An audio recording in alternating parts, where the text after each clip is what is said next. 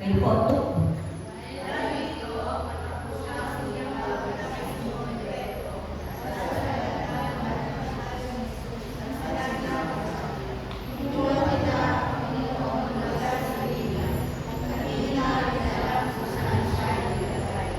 Sina Pedro at ang nagsabing alagad ay nagpunta sa libingan. Kapwa sila tumakbo, ngunit si Pedro ay naunahan noong isa. Yung buko? Loob ng libingan. Nakita niya? Lino. Nang dumating si Simon Pedro, tuloy-tuloy itong pumasok sa libingan at nakita nito ang mga telang lino. 7.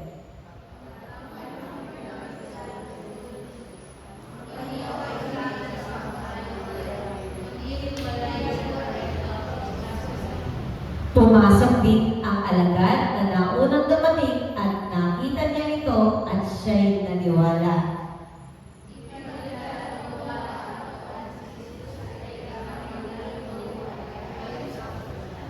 At umuwi ang mga alagad sa kanilang mga tahanan. 11.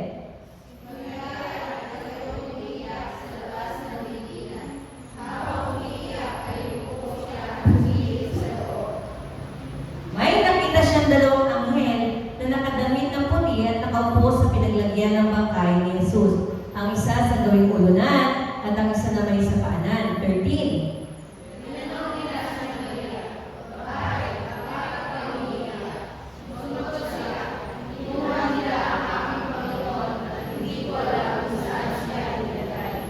Pagkasabi nito'y napalingon siya at nakita niya si Jesus na nakatayo roon.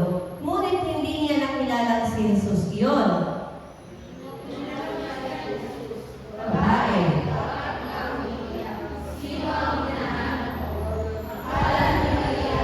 Kausap niya.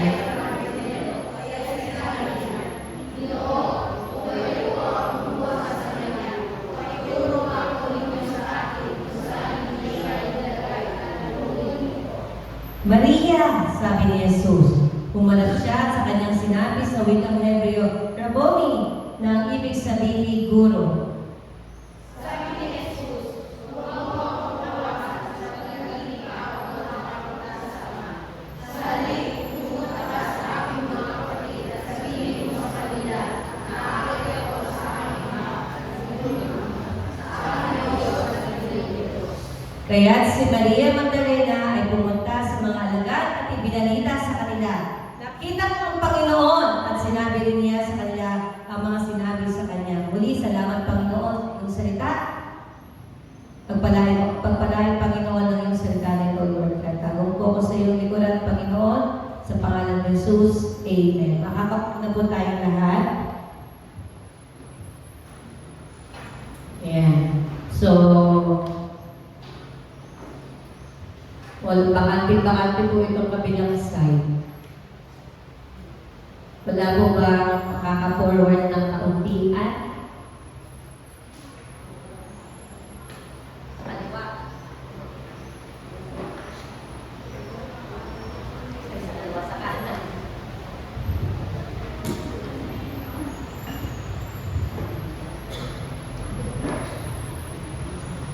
Ayan po. So, ngayon po ay hindi tayo nagmadaling araw kasi mahigpit pa rin po ata tulog ngayon ng iba. Ilang taon na tayo hindi nagmamadaling araw? Ngayon lang, 2 taon na. 2 taon na kami hindi nagmamadaling araw. So meron tayo ng gabi. So anyway, anuman oras ay lagi namang kasama natin ang Diyos. Amen? Pakitingnan ang inyong katabi. Buhay ba ang Diyos niyan?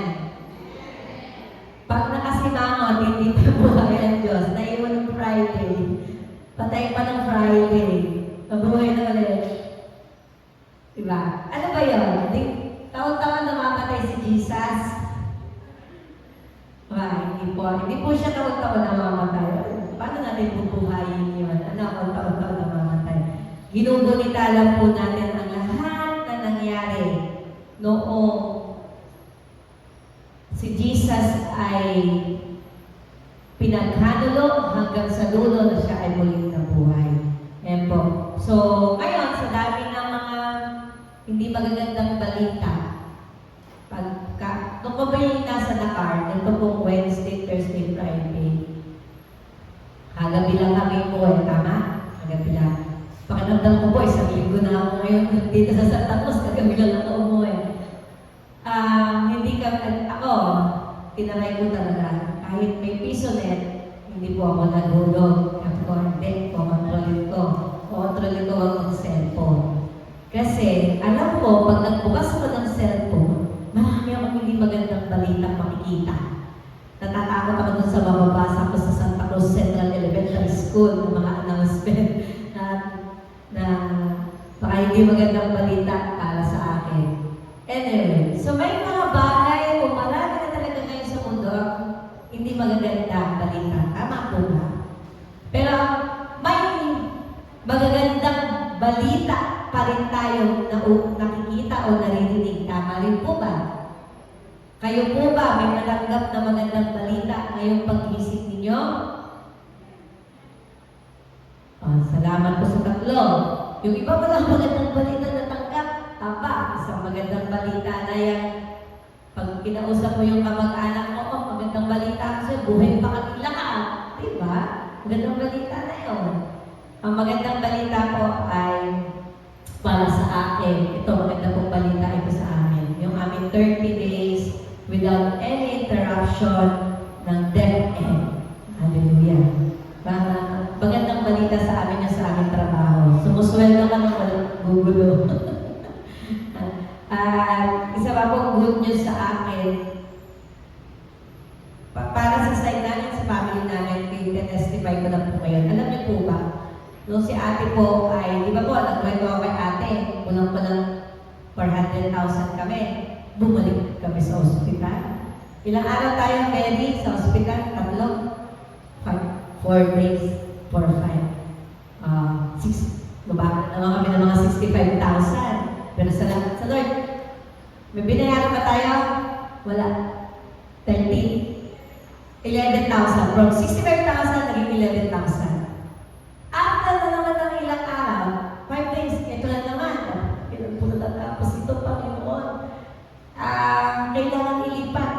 Yung nasa laig niya, kailangan ilipat dito para dito na po papasok yung dialysis. Hindi na diretso dito sa laig.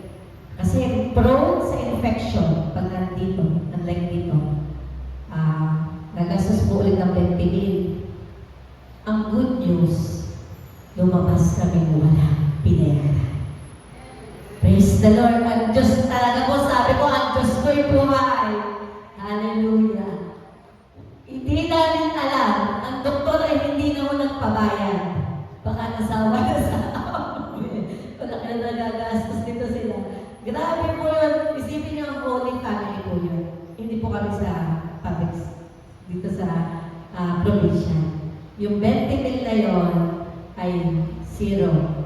Wala kami binayaran. Salamat sa Lord. Kaya sabi ko sa mga co-teacher ko, talagang hindi ko natiis na hindi mag-testify sa kanila sa chat. Alam niyo, napakabuti ng Diyos. Buhay ang Diyos natin. Kasi ganito nangyari sa amin. Simula, in the span of a month, kulang-kulang kalahating milyon na kami, pero wala ating milyon ang binayaran namin. Salamat sa Panginoon at buhay pa yung atin namin. Pangalan po kasi namin siyang pinsan. Kumbaga, sa amin ay siya'y tumatayo ng pinakamatandang pinsan. Salamat sa Diyos. Men, alam ko, bawat isa sa atin din ay may mga magagandang balita din. So, alam niyo po ba, nung unang panahon, ng mga unang Kristiyano, iisa lang ang nagpapasigla sa kanilang kwentuhan. At yun, ang kwentuhan nila ay yung uling pagkabuhay ni Jesus. Imagine, yun ang kanilang pinagkukwentuhan, pagkabuhay ni Jesus.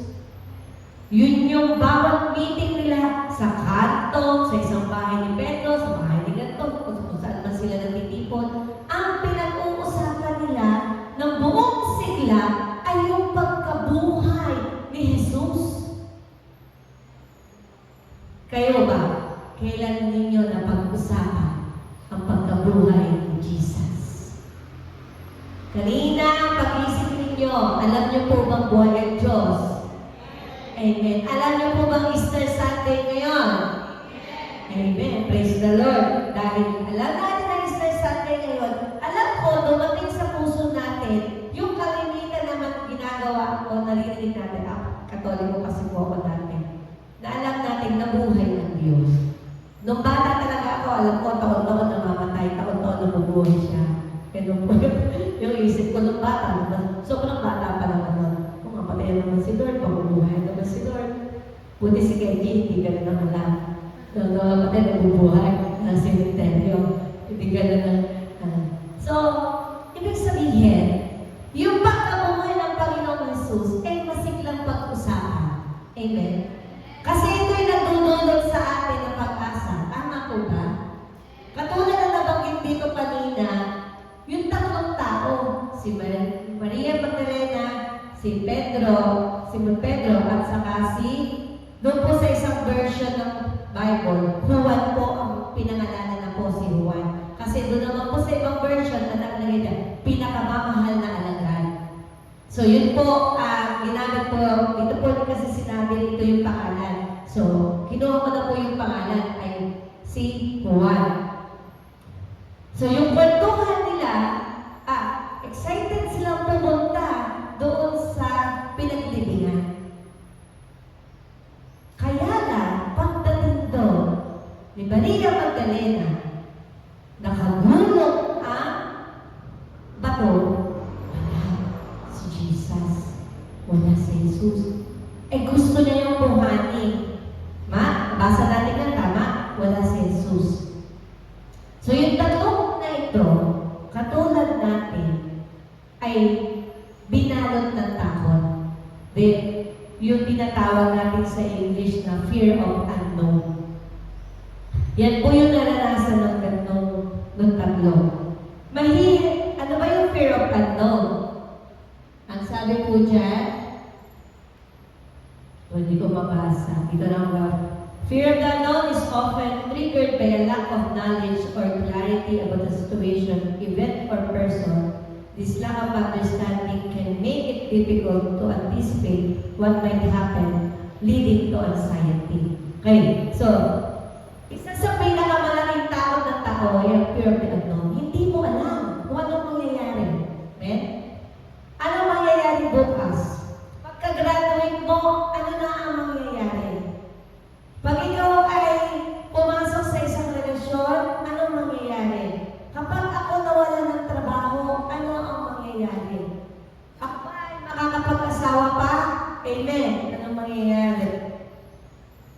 Kasi pinag-pray mo kami doon na mag-asawa. Maraming sitwasyon na kung saan nagtutulog sa atin ng takot. Lalo na kapag ang physical na katawan natin ang tinira. Paano pa ako? Ako ang provider. Paano pa ako makakakilos? Paano ako makakatrabaho? Alam niyo, ako, binalot din ako ng takot na yan. Kasi solo ako. So, iniisip ko, pag ako ang nagkasakit, sino magpo-provide sa akin? Ako ang nagtatrabaho. Ako nagpapakain sa sarili ko. Binalot ako ng ganyan takot.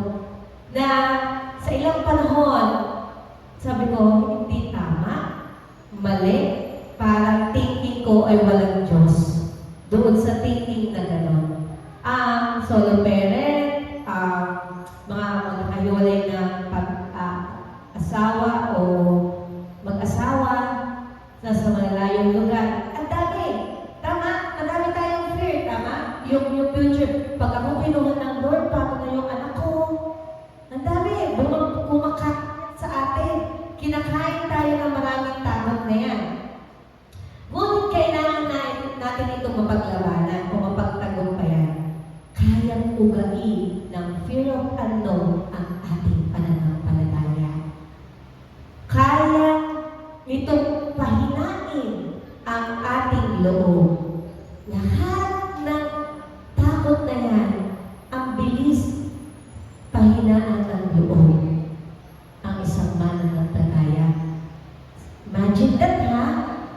Ayun na yan. Kilala natin ang Diyos natin. Pero pag dumadating ang takot, nauuga. Humihina ang loob. Nakakalimot tayo. Ganyan din yung tatlong katulad sabi ko. By the way, ang title po nito ay, sorry namin, na-excited na magdire-diretso. Ang title po natin ay, ibaba pa po. Ayan, best ever good news. Ayan, best ever. Yan po ang ating title. So, si Maria Magdalena, kauna-una nakarating sa libingan, kaya na nung makita niya na igulong na ang bato, hindi siya pumasok sa libingan. Nandun na siya, ha? Hindi pa siya pumasok. Sumunod si Pedro, si Juan, pero tulad ni Magdalena, huminto rin sila sa unahan at hindi rin pumasok sa libingan. Napatigil sila. Bukas. Siyempre tayo, kapag bukas ang katulad, maisingit ko lang po si Mars, ha? Hindi ko po alam na hindi sarado yung pulungan. Nakalabas po si Mars kanina. Praise and worship. Lord, natakot ko baka masalisakan, pero salamat sa Panginoon. Bihim po siya na doon sa kabilang kalsada at hindi tumakbo na kita ko. See? Pag may nakabukas at hindi natin sinilip, ang langit tingin natin walang laman. Tama? Tama po ba? So, gano'n ang ginawa ng tatlo. Napatigil lang. Bukas kasi. Napatigil lang sila. Pero, may sumunod silang ginawa. Tanging si Pedro lamang ang matapang na pumasok, ngunit sa huli, nahawa niya si Juan, pumasok na rin si Juan. Ibig sabihin, nung una natilang sila at bukas yung libingan, pero nung naglakas ng loob si Pedro na pumasok, hindi ko alam kung gano'n po mahaba yung papasukan na yun, na pumasok at tingnan, at ang nakita nila doon ay tela na katiklog at yung tagtali ng Panginoon ay nandun sa isang side na nakakapalumbol magkahiwalay. Sila at si Juan, nakita niya at naniwala sila. Ibig sabihin, yung act of ng pagpasok nila doon, nagpapatunay na napagtagumpayan nila yung takot na meron sila. Kasi wala na yung Panginoon, wala na yung guro, wala na yung rabay. Kinain sila ng takot, pero naglakas ng loob si Pedro. Tinignan, nakita niya walang laman. Ibig sabihin sa puso nila, ang Diyos ay nabuhay. Kasi sinabi sa kanila yun. So yung kanilang pagkilos na yun ay nagpapatunay na napagtagumpayan nila ang fear of unknown. Lahat tayo ay humaharap sa isang sitwasyon na susubukin ng ating pananampalataya.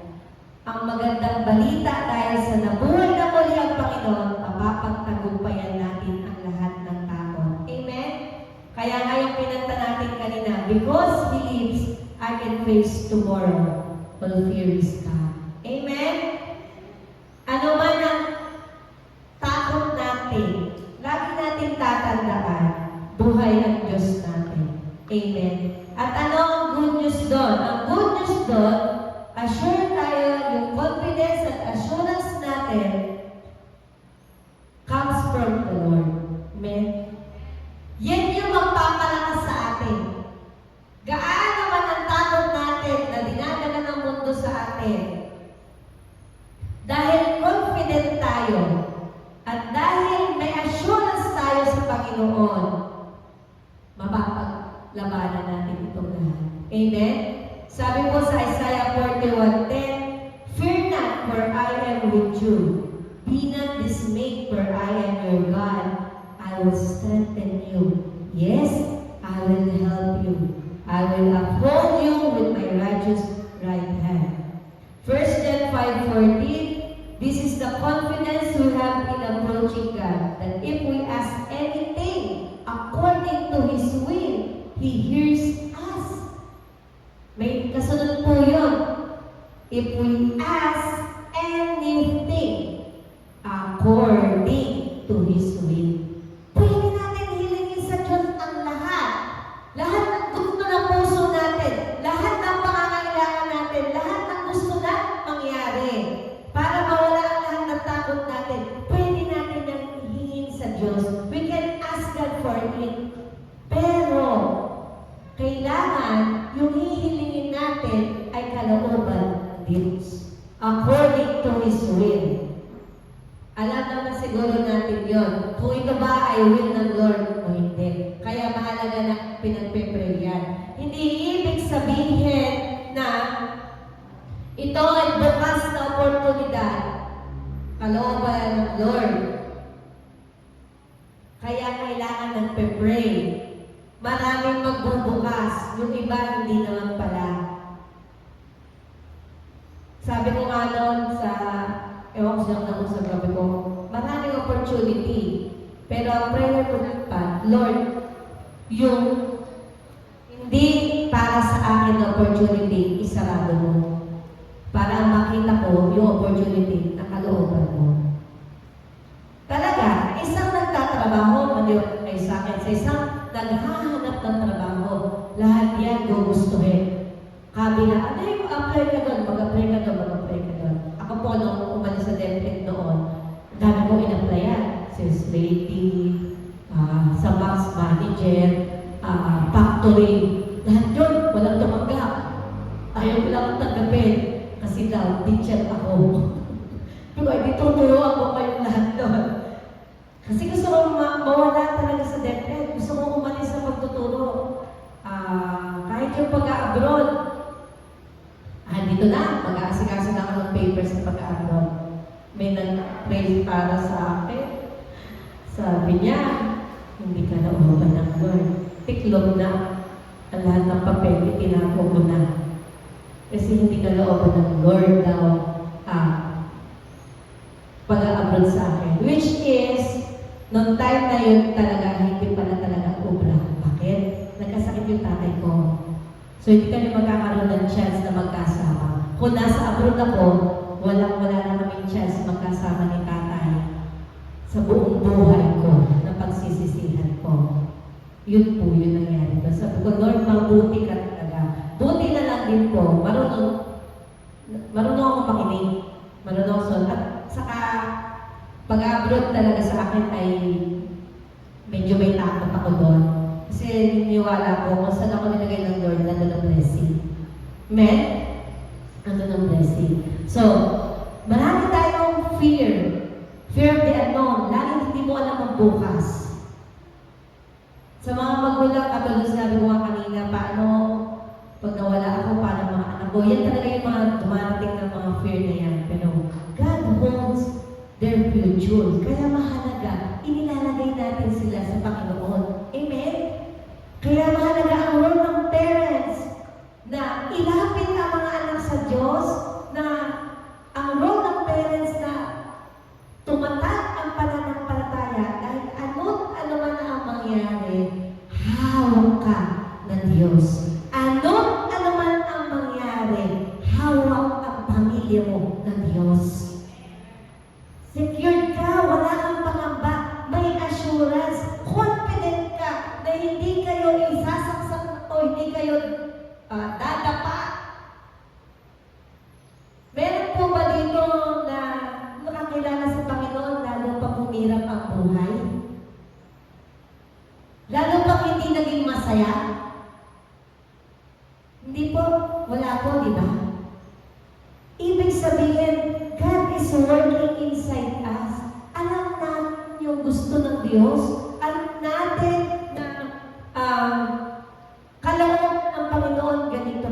Kaya habang tumatagal tayo sa paglilingkod o sa pananampalataya, alam mo, may backup ka ang Diyos. Amen?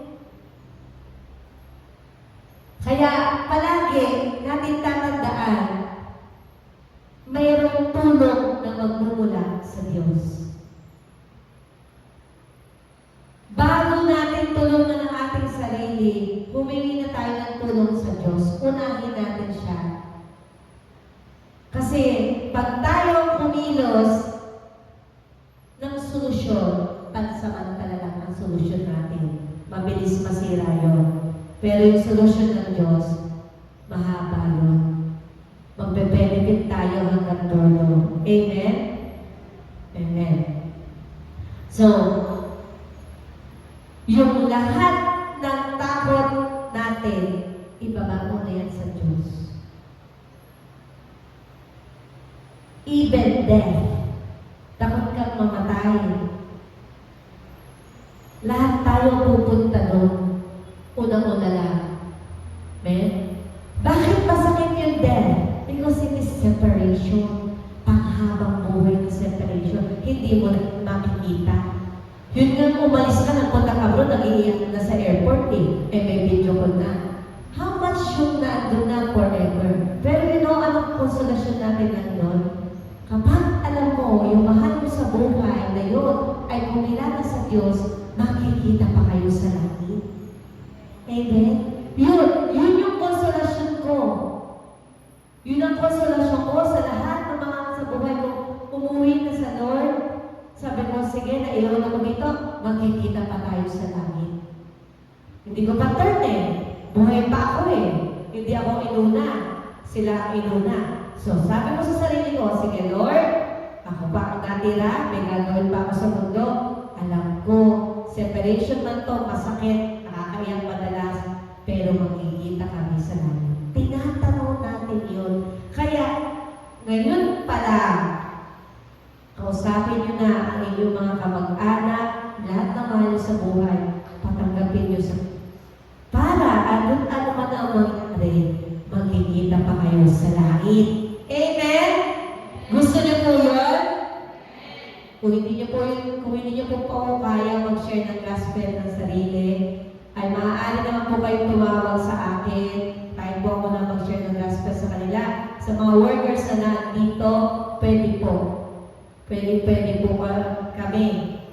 Kung gusto niyo magpaturo, pwede rin po. Available. Para lang po, yung ating mga mahal sa buhay, kampante ang puso natin. Masakit maghiwalay tayo sa mundo, pero may tinatanaw tayo langit.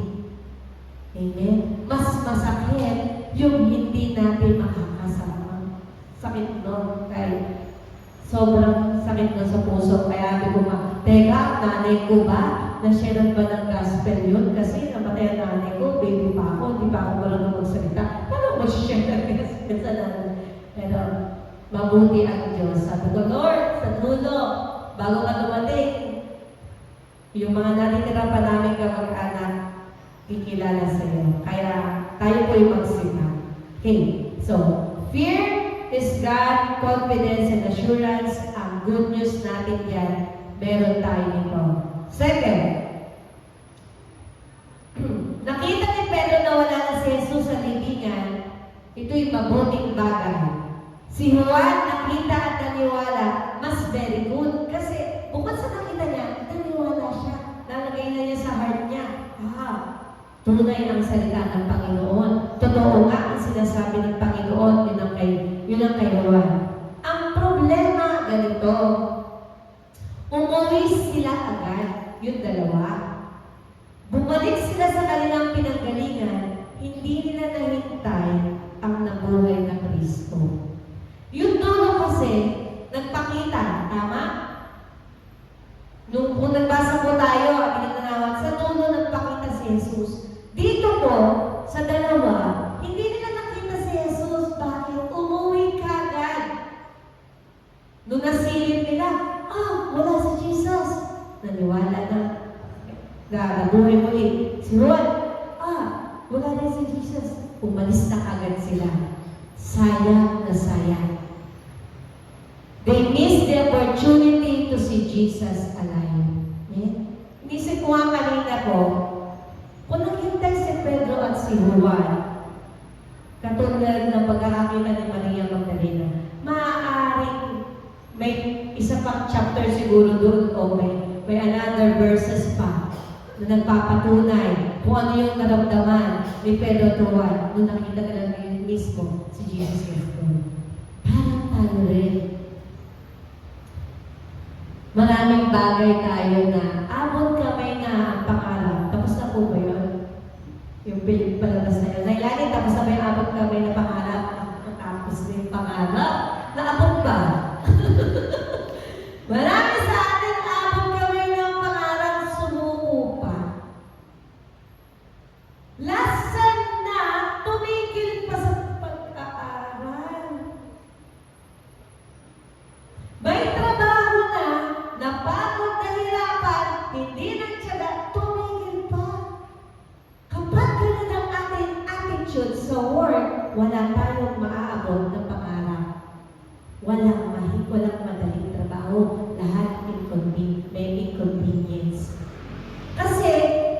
Yung reward mo, it takes a sacrifice, right? Jesus had sacrifice. Ano ang reward? Tayo. Kaligtasan natin. Sobra-sobra yung ginawa ng Diyos na sakripisyo para sa atin. Yung reward na yun, tayo ang nagbe-benefit ngayon, tayo mga mananampalataya. Kaya, dapat tayo, hindi natin namimiss yung opportunity. Ang nangyari dyan, dito kina Juan at Pedro, they missed the boat. This is an idiom meaning to miss out an opportunity. Sayang na sayang talaga eh. Umuwi ka agad eh. Sana nakita nila si Jesus.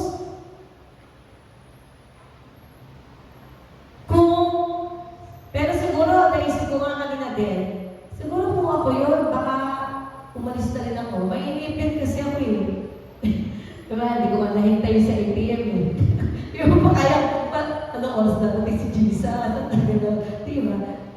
Pero, marami sa atin ganyan. Sumusuko ka agad. We miss the boat. Hindi pa ba naibibigyan lahat? Ayoko na. Ayoko na din sa church. Nakakadalawang buwan na ako, 3 buwan na ako, ito pa rin ang problema ko dyan sa church. Hindi nawawalan problema sa anak ko. Hindi nawawalan, hindi pa rin ako umaasenso. Church, anak ko ng church.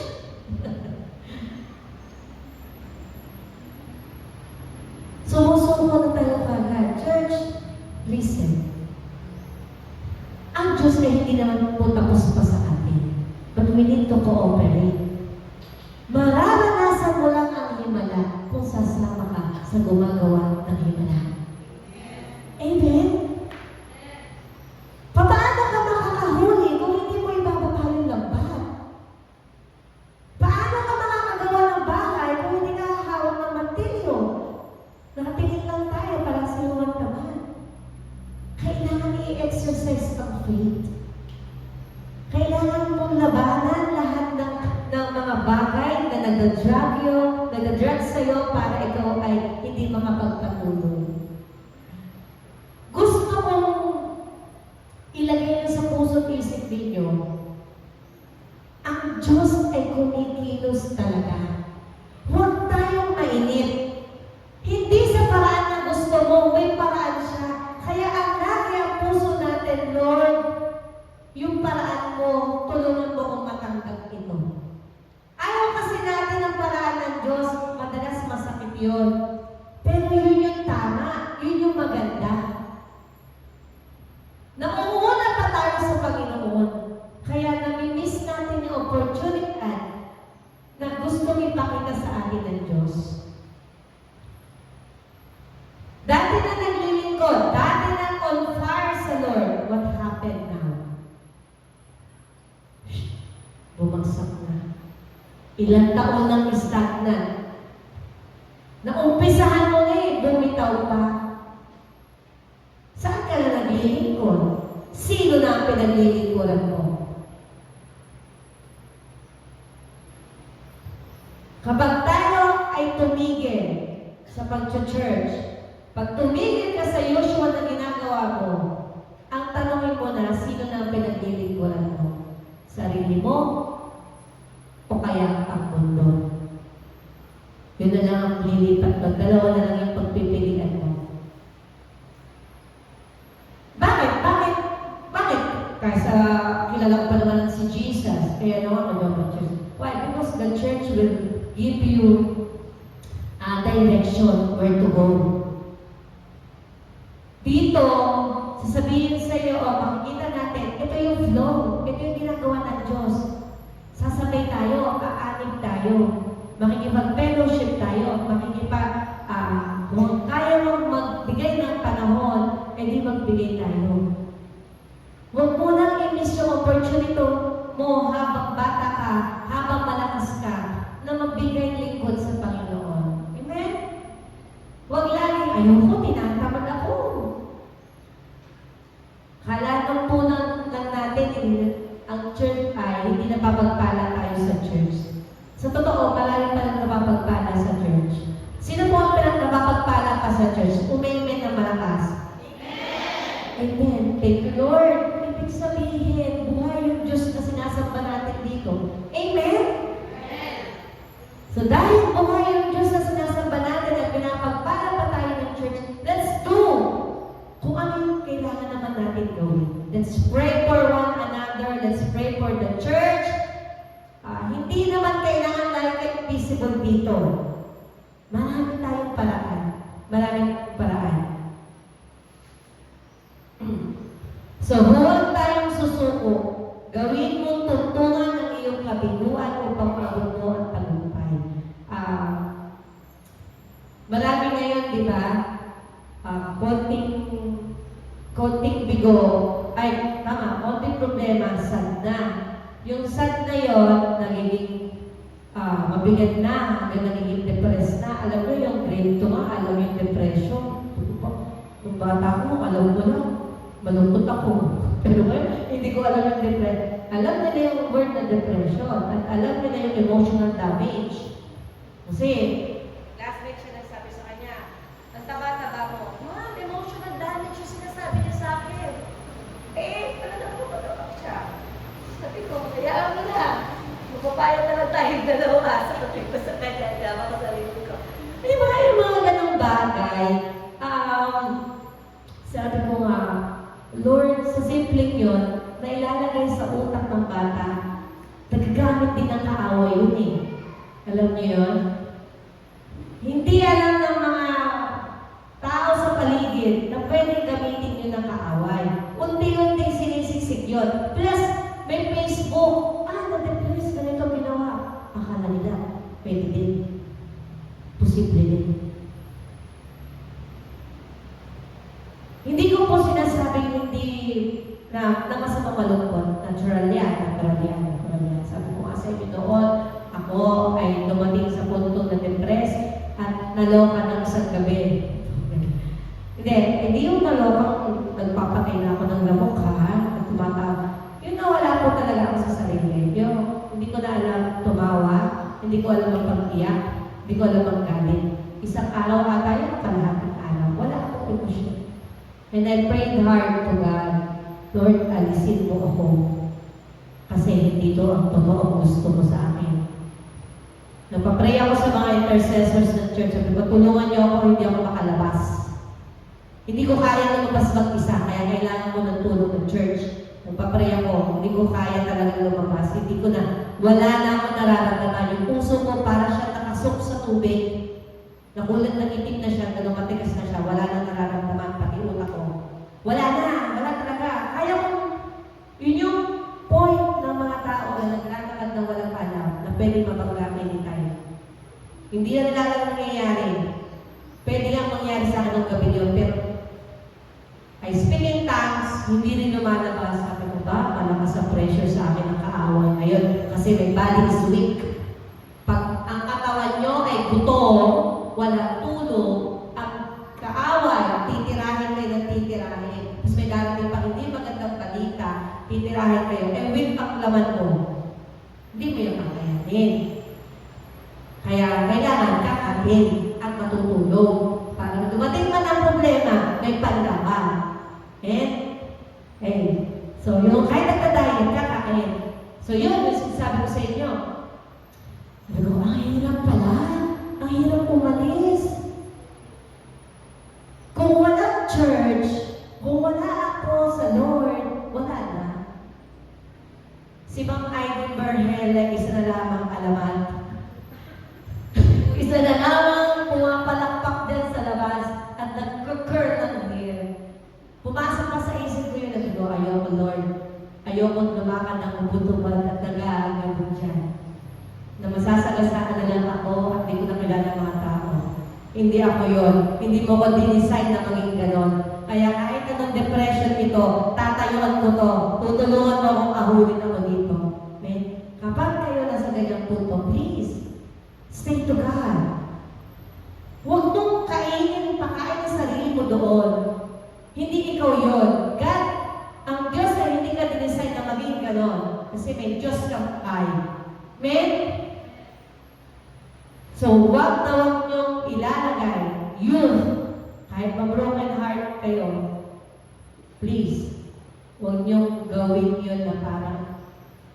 mag-alala, wait, broken hearted ako, ganito. Kaya niyo yan, tutulungan niyo ng sarili niyo.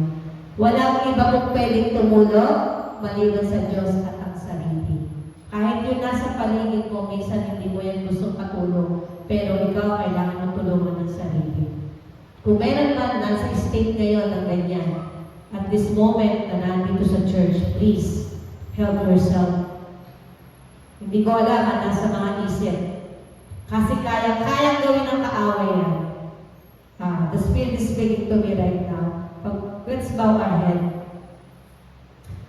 Panginoon, sa oras na ito, Panginoon, itong mayroong ganitong Panginoon na kaisipan, may ganitong damdamin ng depression, Lord. At isipon mo siya, Panginoon. Marami na po niyang panahon itong iniisip. Maraming panahon na siyang nakakulong dito. In the name of Jesus, right now, po ito ng kapangyarihan. Sa pangalan mo, Jesus, sa pangalan Jesus. Hallelujah, hallelujah, Jesus. Let the spirit of peace and joy, Panginoon, and pumunta sa kanya, Panginoon, ma-receive niya, Lord, ang kapangyarihan mo, Panginoon, sa pangalan mo, Jesus. Sa pangalan mo, Jesus.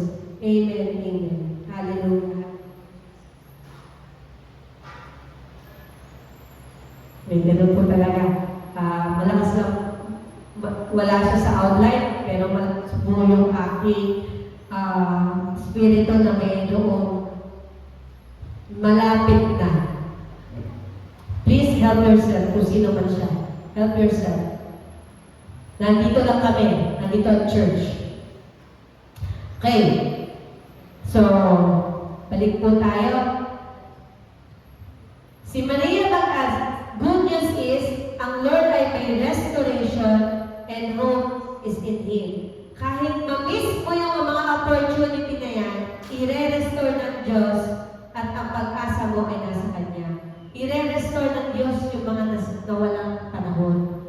I-restore ng Diyos yung mga nasayang na mga lakas. I-restore ng Diyos yung relasyon na nasira. Lagi tayo may pag-asa. Sabi, panghawakan natin yung sinabi sa Jeremiah 29:11. For I know the plans I have for you, declares the Lord.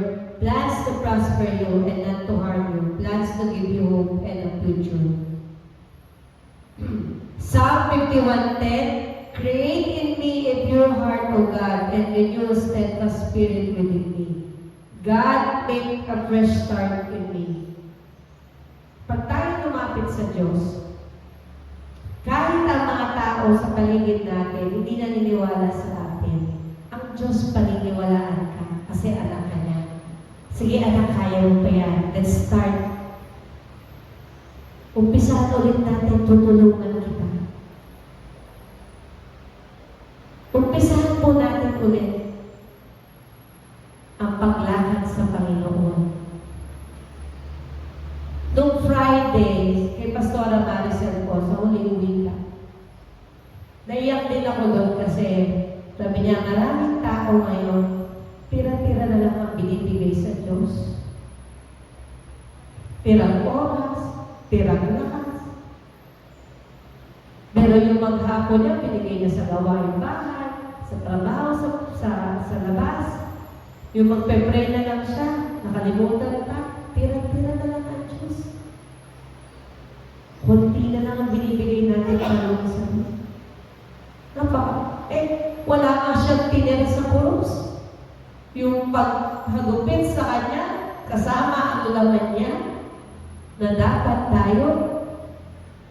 Pero ang napipigay na lang natin, 30 minutes, 10 minutes, 1 minute. Minsan, hindi pa natin naaalala sa maghapon. Church, huwag natin masyadong saktan ang puso ng Diyos. Let's give time. Nagbibigay din siya ng oras sa atin. Bigyan natin ang panahon ng ating Diyos. So, bawat opportunity, ang Diyos ay laging tumitingin sa kagandahan ng loob ng kanyang mga anak. Sabi po sa 2 Corinthians 5:17, therefore, if anyone is in is a new creation. The old things have passed away. Behold, all things have become new. Amen? Babaguhin ng Diyos. Kung dati, yung dati-dati pa, pwede ba baguhin niya?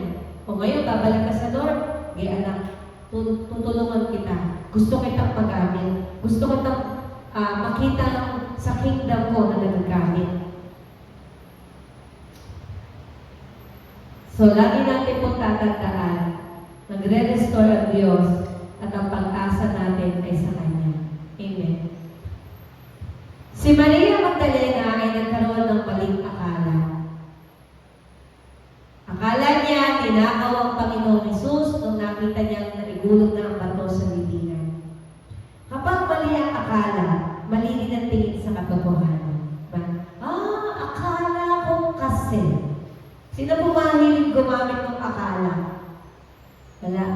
Wala na po nagsasalita sa atin ng akala. Akala ko pa naman.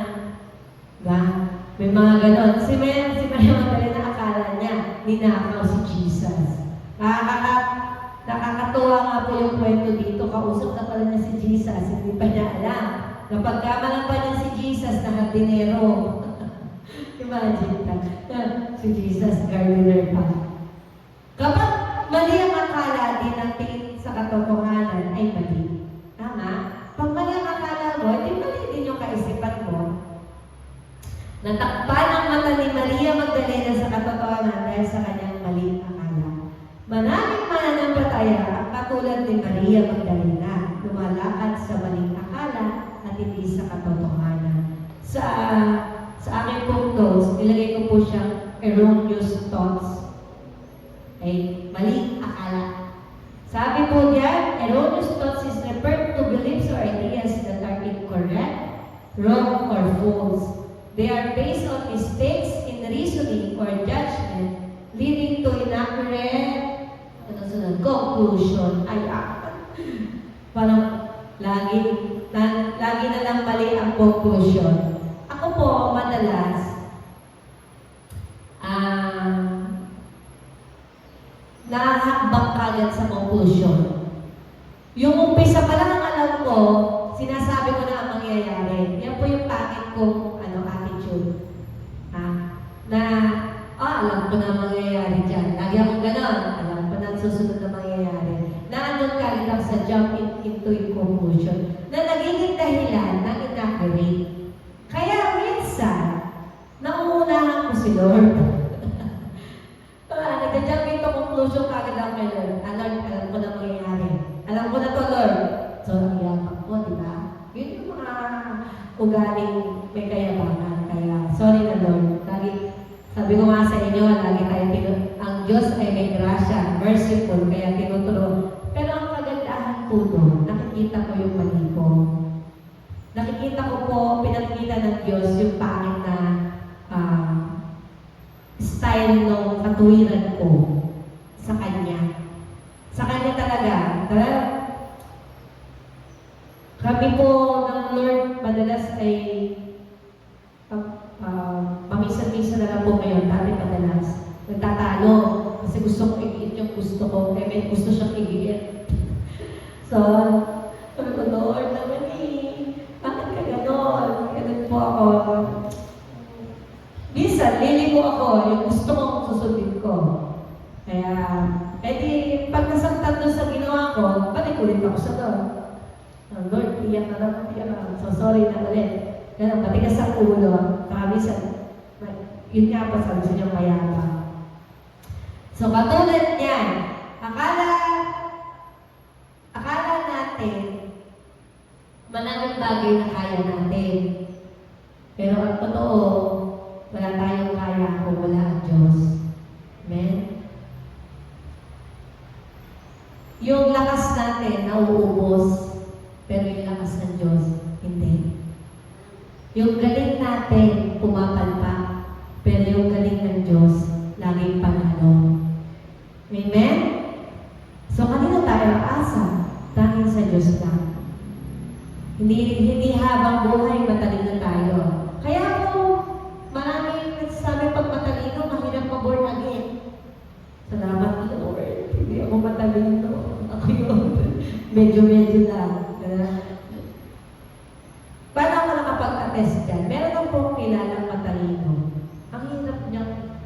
lumalapit sa Lord, lagi siya may katuwiran. Ang dami na naging problema, sasabihan mo siya ng ganito, may iba siyang ilalagay ulit. Sige, ikaw na naman ang marunong. Magka-problema, ilalapit sa akin.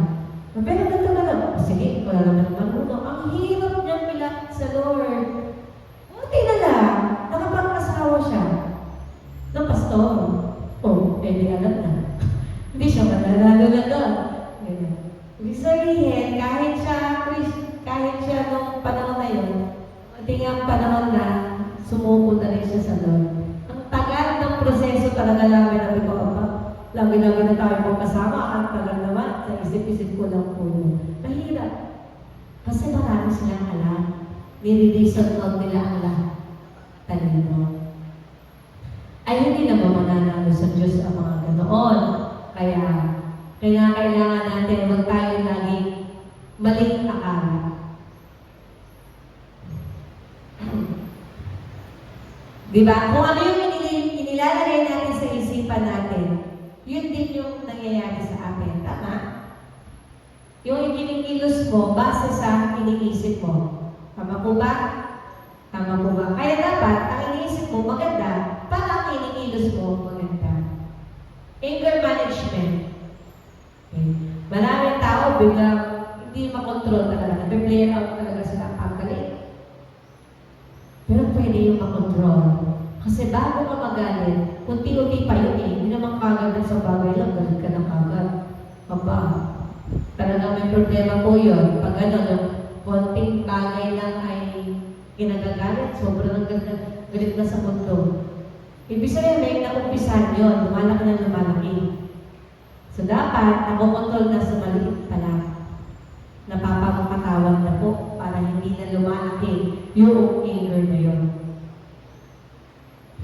Kaya, yung mga kaisipan natin, kinakailangan ayon sa gusto rin ng Panginoon. Teka, positibo ba itong iniisip ko? Kung negatibo, tanggalin natin. Makakatulong ba ito sa buhay ko? Kung hindi, tanggalin natin. Sa small group, like ko sinasabi kina Sister Mercy, ayaw mag-isip ng problema. Kasi papangit tayo. Wala tayong lumagda sa maraming problema sa mundo. Totoo po yun. Sinasabi ko yun sa Lord. Sabi ko, Lord, ayaw kong problema kasi ayaw kong tumandang tignan. Yung laging may problema, matandang tignan. Kung ako ba akong matandang tignan? Yabang ko ito. Hindi po, kidding aside. Ayaw kong nakikita yung sarili kong problematic.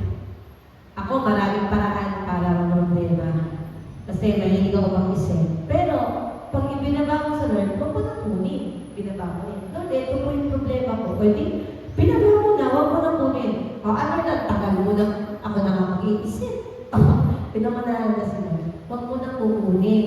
Diba? Huwag mo na kukunin. Binaba ko na sa Lord.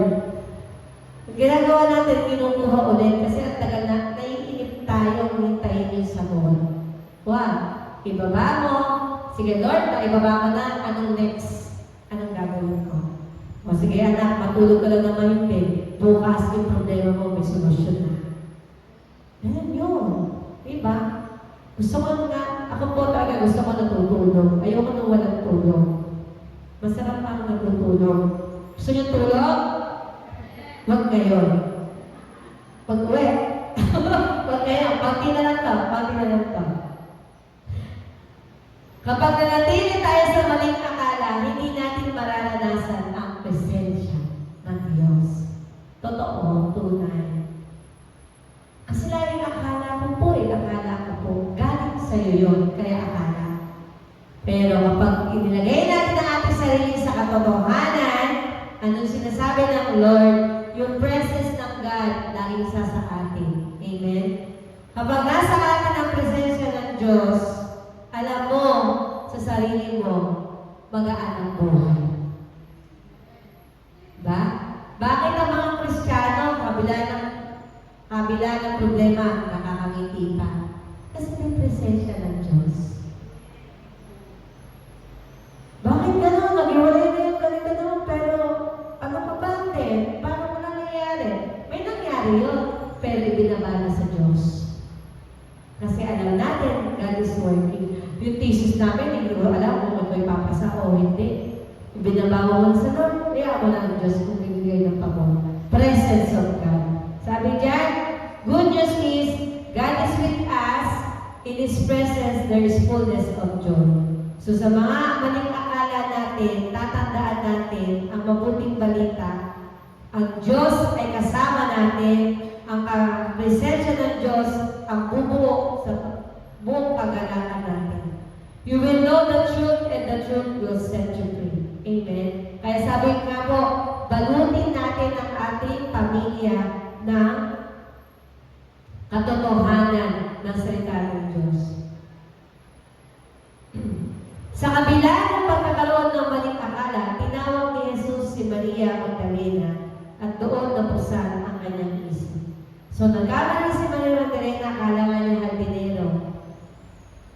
Pero, ang maganda dito, kahit tayo may kaisipan na ganyan, nagmamaling akala, pag narinig mo tinawag ka ng Diyos,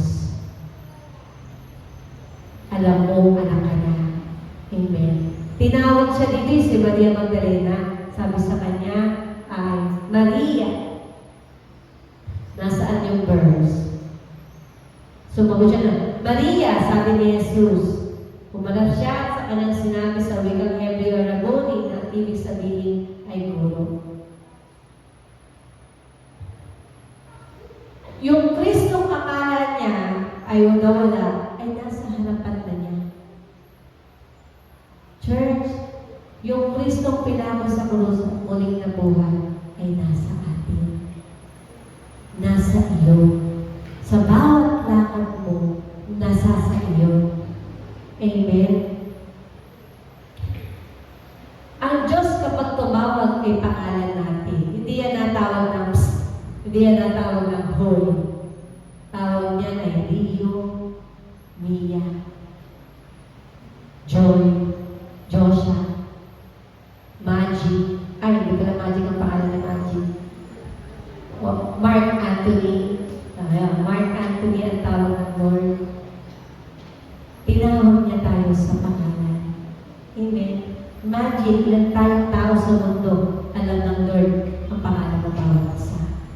Hindi ka naligtas doon, hindi ka na nakalimutan. Alam niya ang pangalan mo. Kaya pag tinawag mo, Ama, o ano yun, anak na Rio, anak na Evan, anak na Catherine, ano yun? Ang sarap sa taing ng tawagin ng pangalan mo, natawagin tayo ng Diyos sa ating pangalan. Ganyan tumawag si Jesus, tatawagin ka sa iyong pangalan. Revelation 3:20, Behold, I stand at the door and knock. If anyone hears my voice and opens the door, I will come into him and eat with him and be with him. Amen? Lahat tayo napagbuksan na natin ang Panginoon, kaya nga tayo nag-church ngayon. Tayo mga mananampalataya, pinagbuksan natin ng Diyos sa ating puso, kaya alam niya ang pangalan mo. Hindi kanya kakaligtaan. Hindi natin pwedeng sa Lord, sabihin sa Lord na, Lord, kinalimutan mo ata ako. Hindi mo na yata ako kilala. No. He will speak to you ng pangalan mo. He will whisper na. Amen? Ang sarap tawagin na, Maripe, anak ko, Ma, grabe ang naman Sheila. May beloved daughter. Wow! Sarap. Tinawag kasi pa. Ang sarap sana ng karanasan ni Maria Magdalena kasi siya yung unang nakakita sa nabuhay na Kristo. Grabe. Yung experience ni Maria Magdalena, siya yung unang-unang nakakita sa nabuhay na Kristo. Kaya na, nung hahawakan na niya si Jesus, sabi sa kanya, nakita na niya kasi hindi na mahawakan. Kasi sabi ni Jesus, huwag mo akong hawakan sapagkat hindi pa ako nakakapunta sa Ama. Sa halip, pumunta ka sa aking mga kapatid at sabihin mo sa kanila na aakyat ako sa aking Diyos at inyong Diyos. Hindi nagpahawak si Jesus kasi hindi pa tapos yung kanyang hindi pa siya nakakapalit sa Ama. Pero isang bagay ang alam ni Maria, yung pagtawag pa lang sa kanya ng Panginoon sa pangalan niya, alam niya kasama niya ang Diyos. Kasunod nun ang pagtawag ng Maria Magdalena, may utos, humayo ka. At sabihin mo sa sa mga alagad kung ano yung ating napag-usapan. Ganun din kayo. Mercy, tinawag ka ng Lord. Humayo ka. I-share mo ang gospel. Dayan, tinawag ka ng Diyos. Humayo ka. I-preach ang gospel. Ganun yun. Meron tayong masunod gagawin. At ganun nga ang ginawa ni Maria. Siya ang kauna-unang evangelist ng nabuhay na Kristo. Pagkatapos na yun na encounter kay Jesus, imagine the joy. Yung kagalakan na, si Jesus to, si Jesus, yung presence doon, baka hindi niya natin napupunting. Tayo, di ba? Kapag tayo umaawat sa Panginoon, kapag bumagsak ang presensya ng Lord, hindi natin makontain. Sana ganun din yung heart natin. Dahil araw-araw ang presensya ng Panginoon hinahanap, hinihingi natin. Hindi rin natin makontain na hindi makapag-share ng gospel. Amen? Ipinahayag ni Maria Magdalena ang kanyang nasaksihan. Tayo po ba? Ikaw ba? Nung pumilala ka sa Lord, ano ang nasaksihan mo? Ano ang nasaksihan mo sa iyong buhay na ginawa ni Kristo? Ipinamamalita mo ba yan sa iba? Nisi-share mo ba yan? Pananampalataya mo din sa iba? Marites ka ba ng magandang balita? Ano kaya? Kailangan marites tayo ng magandang balita. Kung tunay na buhay si Kristo at naranasan mo ang kanyang presensya, dapat hindi tayo humihinto sa pagbabalita ng magandang balita. Kailangan talaga natin i-share ang good news. Sabi po sa Isaiah 43, "But now thus says the Lord, He who created you, O Jacob, He who formed you, O Israel, fear not, for I have redeemed you, I have called you by your name, and you are mine." Church, panghawakan natin yung sinabi ng Lord, you are mine, akin ka. Hindi lang sa magiging hindi lang ng magulang mo, hindi lang sa asawa mo, kung hindi ang sabi ng Diyos sa atin, you are mine. Amen? Grabe, anak ka niya. Hindi lahat yan. Hindi lahat. Ang naging anak ng Diyos ay yung tumatanggap sa Kanya. Sabi po, at panguli, sabi ay, how beautiful are the feet of those who bring good news. Amen. Yung mga paa na yan, napapalamutian ng mga gandang sandalyas. Mas gaganda pa yan kung tayo ay hahayo at pupuntahan natin ang mga wala pa sa Diyos. Amen. Ang Diyos natin ay Diyos na buhay. Wala tayong dapat ikatakot. Hindi natin dapat ma-miss ang opportunity na tayo makapag sa Diyos. At lagi natin tatandaan, tinawag tayo ng Panginoon sa ating pangalan. At anuman ang mga hindi magagandang kaisipan natin, ang lahat ng maling akala natin, burahin na natin yun. Akala ko, Lord, di mo ko mahal. Mahal ka ng Diyos. Amen. So ngayon, as na atin po sineselebrate mo niya, ginugunita ang pagkabuhay ng Panginoon. Tandaan po natin na buhay mo din ang Panginoong Jesus para sa iyo. Pakisabi sa katabi, na buhay siya para sa iyo. Pero parang ang sabi, yung pagkakatono ay parang namatay si Jesus. Ulitin ninyo ng masaya.